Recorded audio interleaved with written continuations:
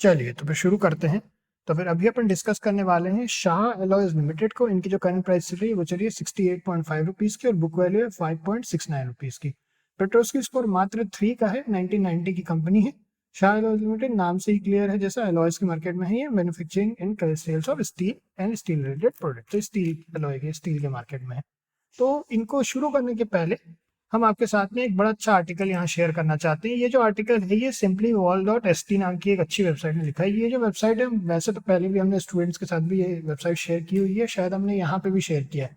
ये जो साइट है इन्होंने पूछा है कि बेसिकली एक आर्टिकल है कि does Shah alloy have healthy balance sheet. बहुत अच्छी क्वालिटी का आर्टिकल है ये। और इन्होंने इसमें उनकी पूरी बैलेंस शीट के बारे में यहाँ पे डिस्कशन किया है कि बेसिकली डेप्थ के बारे में डिस्कस किया है कंपनी के।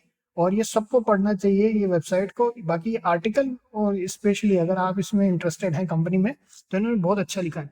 केवेट एम्टर करके यहाँ पे एक वर्ड लिखा हुआ है। केवेट एम्टर जो होता है क्रेता सावधान बोलते हैं। इसका मतलब होता है कि खरीदने के समय सावधानी बरतना जरूरी है। ओवरऑल इन्होंने ये कहा है, अगर आपको इसका कंक्लूजन बता दें, कि ये जो कंपनी है रिस्की है इन्वेस्ट करने में।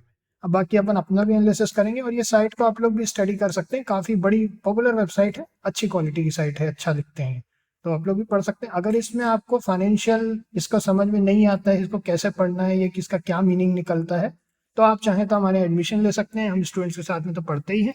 और अगर बाकी नहीं तो थोड़ा सा अपनी तरफ से अगर आप इसको पढ़ेंगे तो अच्छा रहेगा। चलिए अब अपन चलते हैं, आ जाते हैं इधर प्रोज एंड कॉन्स में। पहले से बुरी चीजें हैं पहले देख लेते हैं। By the way financial analysis में एक थ्योरी चलती है जो हम साथ ही साथ आप लोगों के साथ शेयर कर दें। थ्योरी बोलती है कि हमेशा be suspicious when you are investing.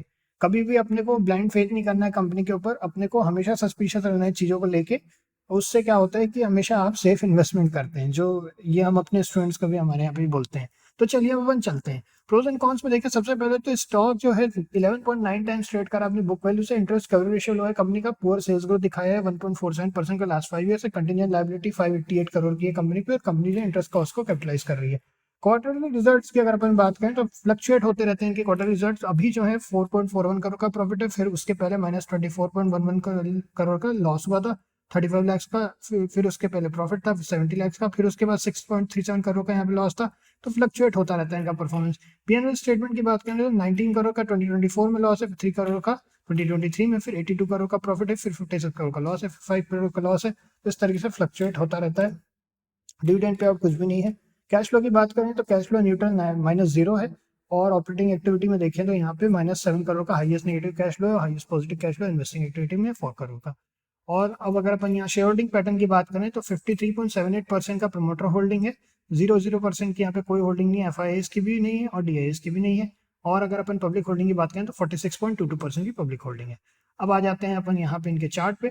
Chart की अगर अपन बात करें तो 98 रुपीज़ का यहाँ पे हमने जो है अपने लिए एक एंट्री एनालिसिस किया है। बाकी ओवरऑल जैसा देखा अपन ने कि फाइनेंशियल भी कोई खास अच्छे नहीं है कंपनी के, फ्लक्चुएट होते रहते हैं।